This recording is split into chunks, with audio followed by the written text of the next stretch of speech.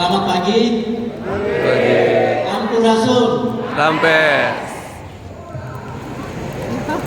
Bentar orangnya. Saya senang sekali hadir di tempat ini. Ini pertama kali saya datang bukan datang, mampir ke Bekasi. Biasanya lewat di jalan tol aja. Senang sekali karena hari ini kita bisa bertemu dengan Ketua Gerakan Rakyat Bang Syahrin Hamid yang kita banggakan semua, bapak-bapak dan ibu-ibu pengurus DPP yang sudah bekerja keras selama berbulan-bulan untuk mempersiapkan organisasi ini. Juga saya berterima kasih ke Pak Deden sebagai panitia lokal dari acara ini. Nama saya Zulfikar Amir. Saya diminta oleh Bang Syahrin untuk menjadi Ketua Dewan Pakar beberapa bulan yang lalu, dan ketika beliau menawarkan posisi itu, saya langsung kontak Abah konsultasi dulu, dan alhamdulillah Abah mengatakan silahkan lanjut, dan karena itu dengan senang hati saya memberi kontribusi buat Gerakan Rakyat. Sebelum saya mulai, saya mau tanya teman-teman yang ada di sini, coba angkat tangan yang lahir tahun 2000-an. Tahun 2000-an, 2001, 2002, 2003, masih dikit ya. Oke. Pemasar juga kan kalau nggak salah ya, 2007 ya. Oke, yang lahir abad 20. Abad 20 sepertinya sisanya gitu ya. Oke, Gerakan Rakyat saat ini berstatus organisasi massa. Dan sebagai organisasi ada beberapa kondisi yang harus dipenuhi supaya Gerakan Rakyat ini bisa tumbuh dan berkembang dengan kuat ya. Saya kebetulan adalah seorang sosiolog, jadi saya mengajar sosiologi di sebuah universitas yang terkenal sebagai sekolah teknik di Singapura ya. Dan sebagai seorang sosiolog, saya paham bahwa ada 3 aspek yang menjadi dasar dari setiap organisasi untuk bisa bertahan dan bisa tumbuh dan berkembang. Pertama itu adalah leadership. Tidak ada organisasi yang bisa maju tanpa leadership. Ini penting sekali, karena leadership adalah elemen yang menentukan kemana organisasi itu pergi. Yang kedua adalah keanggotaan. Tidak ada organisasi tanpa anggota. Kalau misalnya ada orang yang bikin organisasi tapi anggotanya 1 atau 2, itu bukan organisasi ya, itu mah arisan aja berdua. Jadi pertama leadership, yang kedua organisasi, keanggotaan, membership, dan ketiga itu culture. Culture itu adalah budaya. Tadi saya dibisikin oleh Pak Mazhar ya, ada satu budaya yang harus kita perkuat di dalam membuat ormas ini menjadi sesuatu yang bisa dipandang oleh banyak orang, yaitu militansi. Dan saya sangat setuju itu. Militansi adalah napas dari setiap organisasi. Nah, militansi ini adalah kemampuan dan kemauan untuk bergerak dan memberi kontribusi. Tetapi dia juga harus difasilitasi oleh aspek-aspek yang bersifat simbolik. Aspek-aspek simbolik itu ya banyak contohnya. Salah satunya ya warna oranye ini adalah simbol penyatu kita sebagai sebuah organisasi.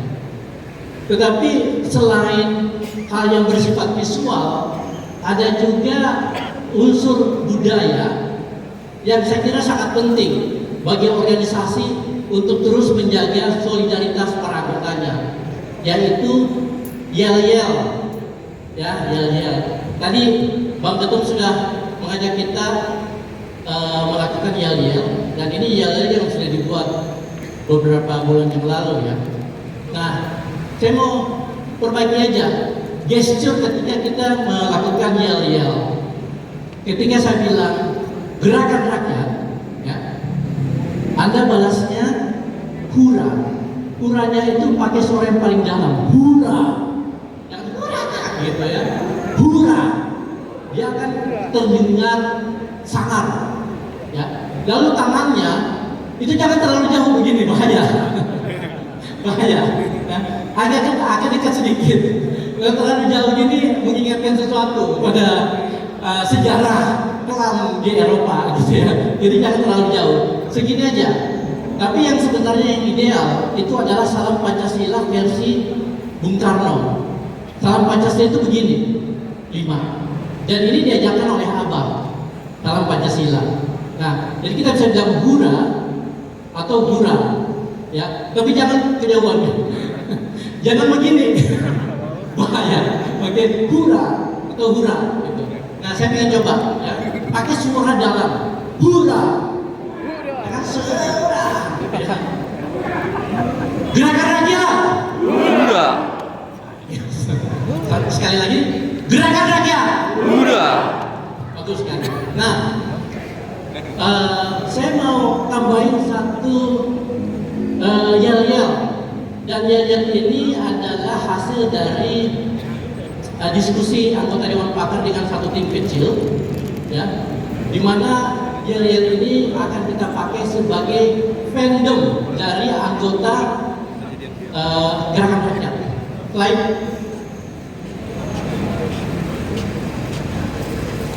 Ini adalah fandom kita. Nama apa ya? Fandom itu bahasa Indonesia apa ya? Pengikut.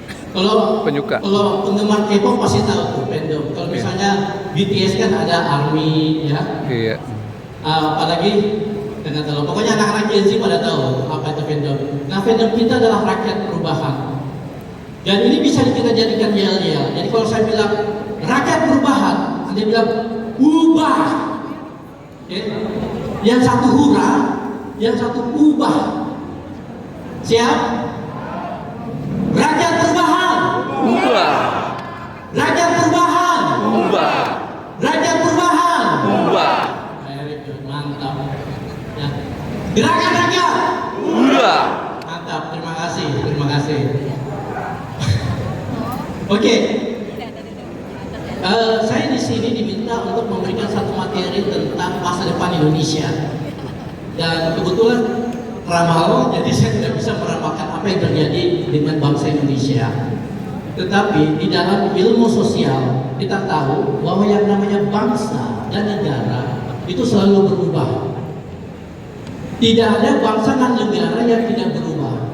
Amerika Serikat yang usianya itu sudah hampir 3 abad itu terus berubah setiap 20-30 tahun. Jadi perubahan itu sesuatu hal yang tidak bisa kita hindari. Perubahan adalah esensi dari masyarakat untuk terus bertahan. Dan karena itu, slogan perubahan adalah slogan yang sangat penting yang bisa kita pakai supaya gerakan rakyat ini bisa diterima. Kenapa? Karena sekarang Indonesia itu dalam masa, bisa saya bilang, kegelapan. Ya, kita sedang memasuki masa gelap dan kita nggak tahu ujungnya di mana. Dan satu-satunya jalan supaya Indonesia itu bisa tetap ada, dan satu-satunya jalan bahwa Indonesia itu bisa menjadi suatu bangsa, itu adalah perubahan. Nah, saya dengar katanya Gerakan Rakyat menjadi partai. Siapa yang ingin Gerakan Rakyat jadi partai? Angkat tangan. Wah! Ubah Gerakan Rakyat jadi partai. Ya. Siapa yang menolak Gerakan Rakyat jadi partai? Enggak. Oke. Nah, partai politik di negara demokrasi seperti Indonesia itu memegang peranan sangat penting. Kenapa? Karena hanya partai politik, ya, hanya partai politik yang diperbolehkan mengambil dan memegang kekuasaan. Institusi militer tidak boleh, institusi birokrasi tidak boleh, ya. Korporasi perusahaan tidak boleh, ya. Ormas keagamaan tidak boleh. Cuma ada satu, yaitu partai politik. Ya, jadi kalau misalnya kita mau melakukan perubahan, kita harus melakukan perubahan di dalam relasi kuasa kuasa itu harus kita ambil. Caranya dengan menjadi partai politik. Karena itu cara yang paling satu-satunya cara legal di Indonesia. Kecuali kalau ada yang mau kudeta, gitu kan, ada yang mau bisa. Ya, kita negara demokrasi. Di negara lain, misalnya di Thailand atau di Myanmar, militernya kudeta ngambil kekuasaan begitu saja. Kita tidak. Gitu. Karena ini adalah negara demokrasi. Nah, sebagai partai politik tentunya ada satu syarat yang harus kita penuhi. Dan syarat itu adalah bahwa partai politik ini harus punya gagasan. Kalau Anda mau bikin partai politik seperti partai politik yang sudah ada, yang ngapain? Tinggal gabung aja sama partai gajah misalnya. Partai kancil, partai apalagi, partai pohon, atau tinggal gabung aja. Ya kan? Kalau misalnya Anda mau bikin partai yang sama seperti yang lain, gitu. Dan karena itu perang gagasan itu sangat penting. Itulah yang membuat Partai Gerakan Rakyat, insya Allah kalau jadi, menjadi relevan buat masyarakat Indonesia, buat bangsa Indonesia. Nah, gagasan apa sebenarnya bisa kita tawarkan untuk bangsa Indonesia dan untuk perubahan politik di Indonesia? Slide. Mas, slide. Oke, saya mau memperkenalkan satu konsep atau platform dari apa yang kita sudah diskusikan selama bermalam-malam, selama berminggu-minggu antara anggota Dewan Pakar, yaitu platform sosial demokrasi. Dan ini adalah platform yang menjadi ide dan identitas pemikiran dari abah kita Anies Baswedan. Nah, kenapa sosial demokrasi? Coba slide-nya, Mas.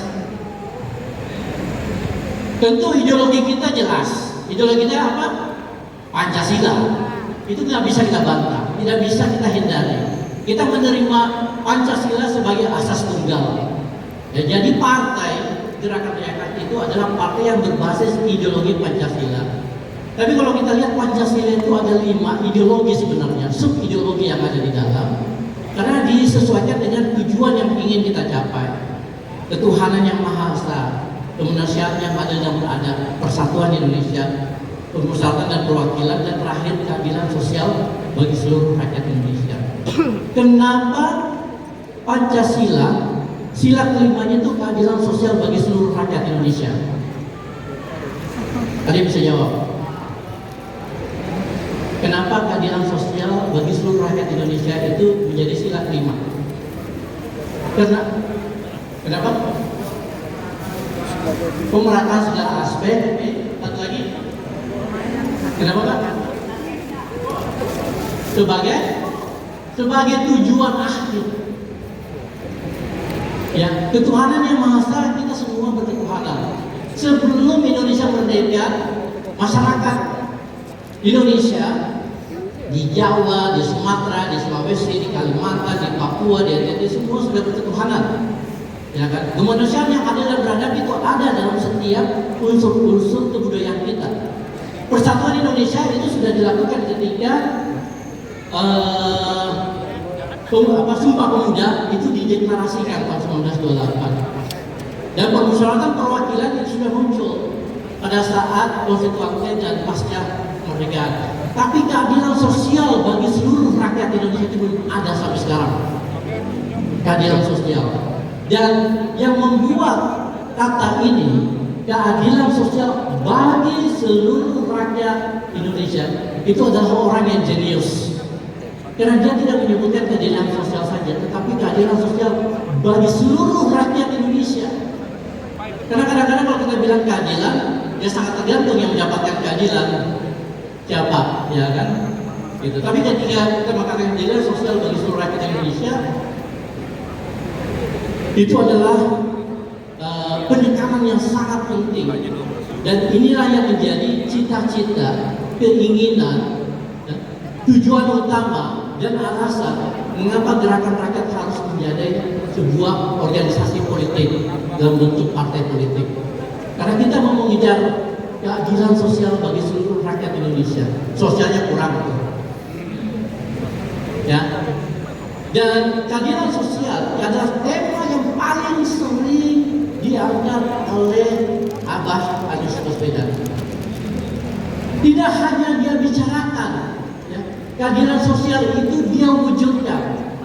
Ketika beliau menjadi Menteri Pendidikan, dia wujudkan, walaupun cuma 2 tahun, karena yang menunjuknya kayaknya tidak tahan dengan beliau gitu ya. Lalu kemudian ketika beliau menjadi gubernur di Jakarta selama 5 tahun, keadilan sosial itu dia tunjukkan. Nah, keadilan sosial bagi seluruh rakyat Indonesia itu adalah tujuan yang jadi pertanyaan, instrumennya apa, alatnya apa, kendaraannya apa. Dan disinilah kenapa kita menjadikan sosial demokrasi sebagai platform gerakan rakyat. Karena sosial demokrasi itu adalah terjemahan dari sila kelima dari Pancasila. Jadi 5 sila di Pancasila sebenarnya mewakili 5 ideologi. Dan sosial demokrasi itu adalah terjemahan dari keadilan sosial bagi seluruh rakyat Indonesia. Slide. Nah, saya mau tunjukkan perbedaan sosial demokrasi sama platform-platform lain atau ideologi-ideologi lain yang ada di dunia. Ya. Jadi ini adalah spektrum. Spektrum itu semacam garis yang dimana kita bisa berada di titik di antara garis itu gitu. Ya. Yang paling kanan itu adalah kapitalisme. Yang paling kanan, ini ekstrem nih. Ya. Yang paling kiri itu adalah komunisme.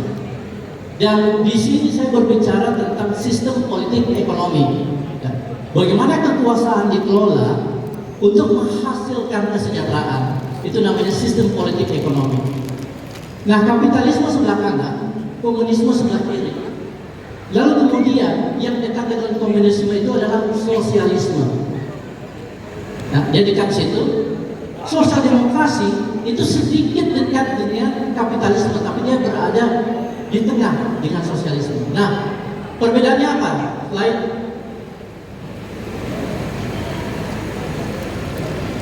Ini balik. Iya, terbalik. Ya. Iya. Kembali. Nah, oke, maksudnya ekonomi terkendali ke kiri, ekonomi pasar ke kanan. Sorry, mohon maaf punten. Jadi, kalau di dalam ekonomi politik komunisme dan sosialisme, ekonomi itu terkendali. Terkendali oleh siapa? Terkendali oleh negara. Ya. Bedanya kalau sosialisme, seluruh alat produksi, mesin, pabrik, tanah, ya, modal itu dikuasai oleh negara dan pekerja, serikat pekerja. Nah, jadi biasanya di sistem sosialisme, ya, ekonomi itu benar-benar dikontrol oleh pemerintah. Nah, komunisme itu lebih ekstrem lagi. Komunisme itu mengadopsi prinsip masyarakat tanpa kelas, jadi semuanya sama. Dan karena itu makanannya sama, dikasih gratis, ya. Lalu kemudian bajunya sama, mobilnya sama dan sebagainya. Tapi kemudian seluruh pergerakan dan aktivitas masyarakat itu dikontrol oleh negara. Itu komunisme. Kapitalisme adalah titik ekstrim dari lawan ekstrim dari komunisme. Di mana kapitalisme itu menekankan kompetisi murni. Ya, mereka tidak mau peduli kamu orang kaya orang miskin, pokoknya kita bikin sistem kalian berkompetisi. Seperti itu. Dan biasanya di dalam masyarakat kapitalistik, ya, tingkat kesenjangan itu sangat tinggi. Tingkat kesenjangan sangat tinggi. Nah, sosial demokrasi itu juga mengadopsi ekonomi pasar. Artinya pemerintah itu tidak menguasai seluruh alat produksi, tapi membiarkan koperasi, kelompok petani, dan kemudian pengusaha kecil, pengusaha besar untuk saling memberi kontribusi terhadap aktivitas produksi. Nah, bedanya kapitalisme sama sosial demokrasi, silakan slide, adalah bahwa kalau di kapitalisme tujuan akhirnya adalah kompetisi murni, mereka tidak peduli mau kaya mau miskin, pokoknya kalian bertarung, ya. Itu yang disebut sebagai Darwinisme sosial. Di platform sosial demokrasi, tujuan akhir adalah keadilan sosial. Itu tujuan akhir dari keadilan sosial. Dan inilah yang akan kita wujudkan bagi gerakan rakyat sebagai sebuah partai politik. Silakan lanjut. Nah, kenapa sosial demokrasi? Saya kira kita semua ini merasakan situasi ekonomi politik yang semakin sulit. Ya. Siapa di antara bapak-bapak, ibu-ibu yang punya anak sedang kuliah? Oke. Kuliahnya murah nggak? Mahal. Ya. Makanya nak UKT naik, soalnya dipakai buat kasih makan gratis. Ya kan?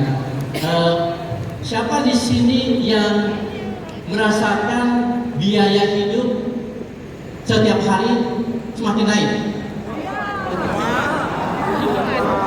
Siapa yang masih belum dapat pekerjaan? Ya. Indonesia secara ekonomi kelihatannya baik-baik saja, tapi kalau kita lihat realita di masyarakat, kita tahu bahwa sebagian besar masyarakat Indonesia itu mengalami kesulitan, khususnya anak-anak muda, anak-anak Gen Z, ya, yang baru lulus kuliah. Untuk mencari magang pun mereka kesulitan, apalagi pekerjaan yang menghasilkan penghasilan. Kita tahu anak Gen Z sekarang ada berapa yang menganggur? 9,7 juta. Ya, 9,7 juta. Generasi Z itu berada dalam situasi not in education, not in employment, not in training, artinya nganggur, jobless, unemployed. Belum lagi tentu kakak-kakak mereka. Jadi Indonesia sedang mengalami masa kesulitan. Tetapi yang membuat kita sebel tentunya dan membuat kita marah adalah bahwa ternyata ada segelintir orang yang semakin kaya setiap hari. Ada orang yang membeli Lamborghini, mobil sport, itu bisa tiap bulan. Ya. Ada orang yang bisa membeli apartemen harganya 300 miliar. Saya bukan anti orang kaya. Kata Abah, ya, prinsip sosial demokrasi itu adalah membesarkan yang kecil tanpa mengecilkan yang besar. Ya. Tetapi ketika kita berada dalam situasi di mana membesarkan yang kecil itu tidak mungkin terjadi, yang ada yang besar semakin besar, ini yang harus kita pertanyakan, masalahnya di mana? Dan Indonesia sedang menuju ke arah satu bentuk ketimpangan ekstrim, sama seperti yang terjadi di beberapa negara-negara Amerika Selatan dan tentunya di beberapa negara-negara Asia. Apa yang terjadi di Nepal kemarin itu adalah puncak kemarahan anak-anak muda, ya, yang merasa hidup mereka itu benar-benar tidak adil. Ya. Itu juga terjadi di Bangladesh. Itu juga terjadi di Venezuela. Ya. Jadi kemarahan masyarakat itu tidak bisa kita kendalikan. Nah, sosial demokrasi adalah antidot atau apa ya, kalau vaksin atau obat dari ketimpangan yang semakin menganga di Republik ini. Slide-nya.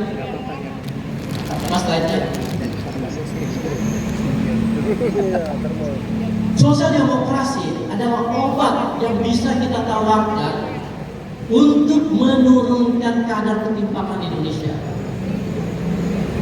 Dan ini adalah platform yang kita jadikan sebagai pegangan selain 5 Pancadharma dan Panca prinsip.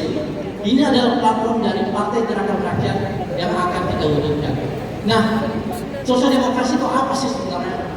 Sebenarnya simpel dan hal yang aneh di sini. Di Indonesia kita sudah punya sebenarnya, ya. Ada 3 instrumen sosial demokrasi yang akan kita perjuangkan. Pertama itu adalah sistem perpajakan. Siapa yang di sini rajin membayar pajak? Semuanya tentunya ya, karena bukan masalah rajin, tapi wajib. Ya. Setiap tahun pemerintah mengambil pajak sebesar 1.900 triliun. Jadi sekitar 90% APBN itu diambil dari kantong kita, dan pemerintah mengambilnya tanpa minta izin, langsung aja dipotong, ya kan? Nah, seharusnya pajak ini kan dikembalikan ke kita. Itu yang terjadi di negara-negara waras, gitu. Tapi di Indonesia pajak ini tiba-tiba kita nggak tahu kemana. Jalan di depan masih rusak, sekolah masih mahal, ya kan? Rumah sakit juga masih milih-milih pasiennya, betul? Ya kan? Lalu kemudian lapangan pekerjaan semakin sulit. Ya, tiba-tiba ada pejabat pakai Fortuner terbaru, ya kan? Tiba-tiba ada pengusaha yang dekat dengan penguasa, tiba-tiba mengambil lahan, langsung memagari, ya kan? Lalu bikin proyek. Nah, ketidakadilan ini yang kalau misalnya terjadi terus-menerus dan terakumulasi sehingga membuat kita marah, itu akan membuat Indonesia itu tidak bisa bertahan. Dan saya bicara bukan soal ketimpangan antara individu saja, bukan ketimpangan antara bapak-bapak dan ibu-ibu dengan tetangga, tetapi ketimpangan antara misalnya Jawa Barat dengan DKI, Banten dengan DKI, ya kan? Lampung dengan Sumatera Utara. Jadi ada ketimpangan wilayah juga di situ. Dan menurut saya ketimpangan wilayah ini, ketimpangan wilayah ini yang perlu kita masukkan juga dalam prinsip kita. Jadi ini adalah instrumen sosial demokrasi. Pertama perpajakan, kedua adalah kesejahteraan publik yang akan kita perjuangkan. Karena kesejahteraan publik itu adalah instrumen pertumbuhan ekonomi yang paling efektif. Ketika semua orang sejahtera, semua akan produktif, pertumbuhan ekonomi akan terus naik. Tapi ketika pertumbuhan ekonomi diharapkan naik, tetapi pajak ditarik lalu kemudian kita tidak mendapatkan apa-apa, maka pertumbuhan ekonomi itu akan stagnan. Dan terakhir adalah pemerintahan yang meritokratis. Pemerintahan yang dipimpin oleh orang-orang kompeten. Pemerintahan yang diisi oleh orang-orang yang punya kemampuan, punya integritas, punya pengalaman, dan ya punya selembar kertas katanya. Jadi pemerintahan meritokrasi, kesejahteraan publik, dan pajak adalah instrumen sosial demokrasi. Oke, baik. Sekian, saya kira Abah Anies sudah berada bersama kita. Nanti kalau misalnya ada waktu lebih, kita bisa buka sesi pertanyaan mungkin langsung dengan Abah. Segitu, terima kasih atas perhatiannya. Assalamualaikum warahmatullahi wabarakatuh. Waalaikumsalam. Waalaikumsalam. Oke.